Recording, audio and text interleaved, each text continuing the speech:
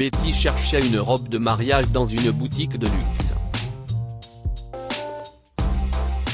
Après avoir été bannie par l'un des employés en raison de sa tenue, Betty a utilisé sa générosité comme un instrument de karma, donnant ainsi une leçon importante à l'employé. Mike travaillait pour une boutique de mariage de luxe et était fier de lui. Il était plutôt matérialiste, ce qui le rendait un peu critique. Un jour, une femme âgée, Betty, est entrée dans le magasin. Le magasin était plus calme que d'habitude, et seul Mike et sa collègue Casey travaillaient ce jour-là. Betty n'était définitivement pas la cliente habituelle du magasin. Son sens de la mode était loin d'être élégant, avec des vêtements démodés et une coiffure négligée. Betty n'a jamais été du genre à se soucier de son apparence. Elle pensait que sa beauté intérieure avait plus de valeur et n'a jamais été du genre matérialiste. De plus, son travail ne lui permettait pas vraiment de faire du shopping dans des endroits comme celui où elle se trouvait ce jour-là. Betty devait se marier l'été suivant, et elle avait décidé de mettre le paquet pour cette occasion particulière. Alors qu'elle entrait dans le magasin, Mike lui a fait une grimace désapprobatrice en envoyant un texto sur son téléphone. Oh, waouh! Je pense que quelqu'un s'est perdu en allant à la soirée bingo. Je veux dire, regardez ses cheveux. Juste horrible, a murmuré Mike à sa collègue, Casey. Ce n'est pas juste, Mike. Si est une cliente et elle mérite le même traitement que n'importe quel autre client. Maintenant, s'il te plaît, aide-la. Je dois aller chercher du nouveau stock à l'arrière, a dit Casey, en partant vers l'arrière-boutique. Mike a roulé les yeux, ignorant Casey et continuant à envoyer des SMS. Betty s'est approchée de Mike dans l'espoir d'attirer l'attention, mais Mike n'a pas voulu lui consacrer son temps. Pardon, jeune homme, pouvez-vous m'aider ? A demandé la dame âgée avec un sourire chaleureux. Qu'est-ce que vous me voulez ? A rétorqué impoliment Mike, son regard toujours fixé sur son téléphone. Pas besoin d'être grossier. J'ai juste besoin d'aider pour trouver une robe de mariée. Je dois me marier commença Betty avant d'être grossièrement interrompue par un Mike agacé. Écoute, grand-mère. Laisse-moi rendre les choses un peu plus faciles pour toi, ok ? En regardant ta tenue, je peux déjà te dire que tu ne pourras rien t'offrir ici. Il y a une friperie avec des robes d'occasion à quelques rues d'ici. Je suis sûr qu'ils seront en mesure de t'aider, a dit Mike. Oh, et vous pouvez dire tout ça juste à partir d'un premier regard, hein ? A demandé Betty, déçue. Ne le prends pas à cœur, ma chérie. Je nous fais une faveur à tous les deux.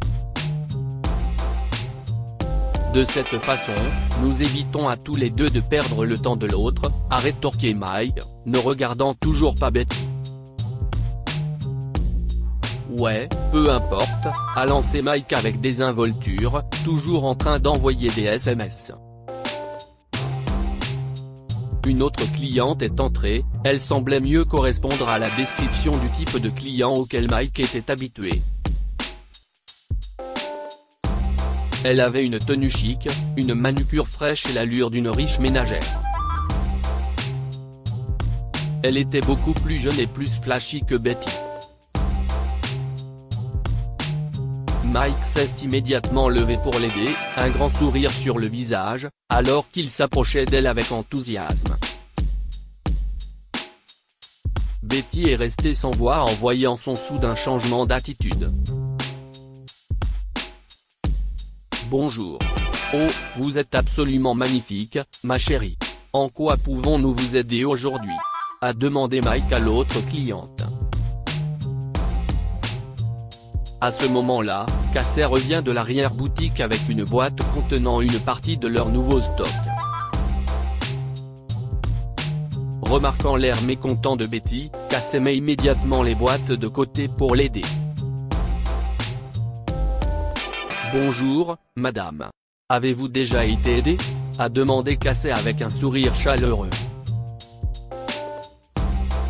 Non, votre collègue ici présente semble penser que je ne vaux pas la peine qu'on me consacre du temps. Pourriez-vous m'aider ? A dit Betty en regardant Mike qui partage un rire synthétique avec l'autre client. Oh, ne faites pas attention à lui. Alors, qu'est-ce ce que vous cherchez ? A dit Casey. Je suis à la recherche d'une robe de mariée.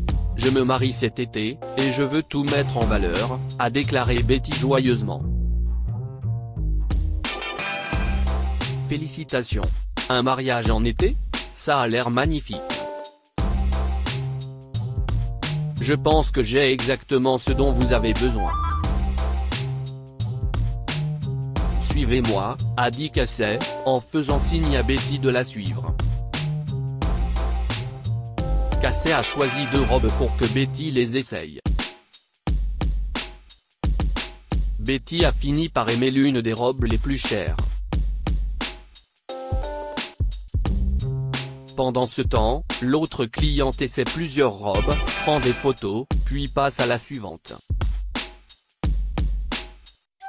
Désolé, madame. Vous avez essayé presque 8 robes et pris des photos avec chacune d'entre elles. Laquelle avez-vous l'intention de prendre ?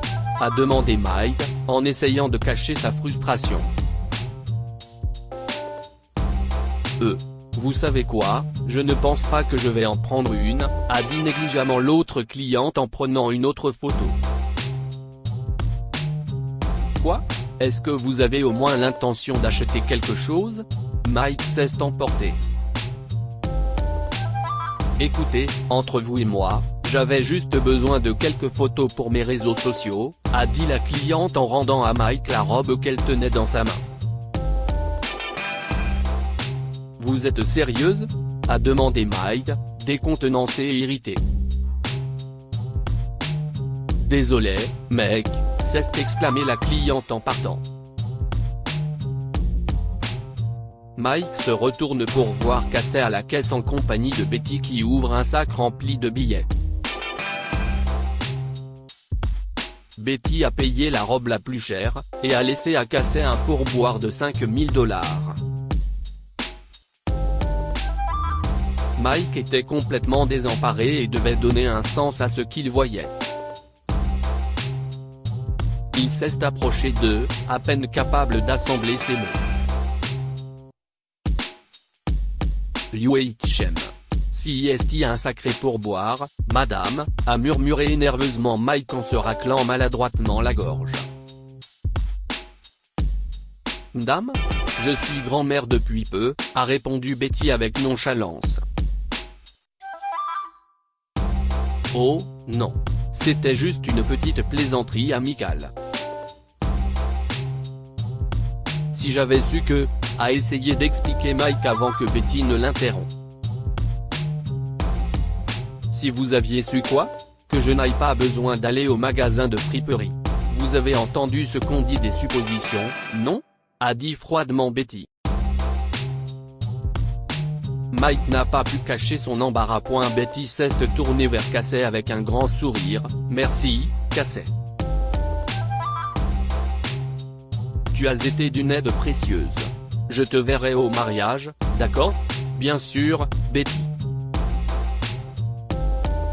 Si est un plaisir pour moi. Et merci pour l'invitation, a dit Casey alors que Betty quittait le magasin, laissant un Mike abasourdi. Je ne comprends pas, a dit Mike, essayant de donner un sens à ce qui vient de se passer. Casey ne peut s'empêcher de rire de l'erreur de jugement de son collègue. Elle lui expliqua ensuite que Betty était infirmière et qu'elle allait épouser un millionnaire veuf. Il s'est présenté à ses soins à l'hôpital où elle travaillait avec une jambe cassée et en lambeaux. Betty ne savait pas qu'il était riche. Ils sont tombés amoureux pendant sa convalescence, puis à sa sortie, elle a enfin découvert qu'il était un magnat des affaires prospères. Mike était complètement déconcerté et agacé par ses propres préjugés.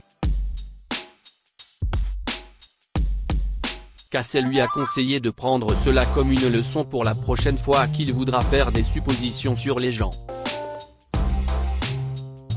Cet été-là, elle a célébré le mariage de Betty, avec sa famille et ses amis, un vrai bal.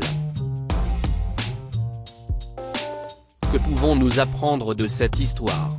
Il ne faut pas juger un livre à sa couverture. Les préjugés de Mike à l'égard de Betty en raison de son apparence extérieure l'ont conduit aveuglément à sa propre perte. Les choses auraient pu tourner en sa faveur s'il ne l'avait pas jugé durement. Traiter les gens avec équité, quelle que soit leur apparence. Si Mike avait traité Betty comme n'importe quel autre client au lieu de la faire se sentir inférieure, il aurait obtenu un bon pourboire et cette invitation. Partagez cette histoire avec vos amis. Elle pourrait égayer leur journée et les inspirer.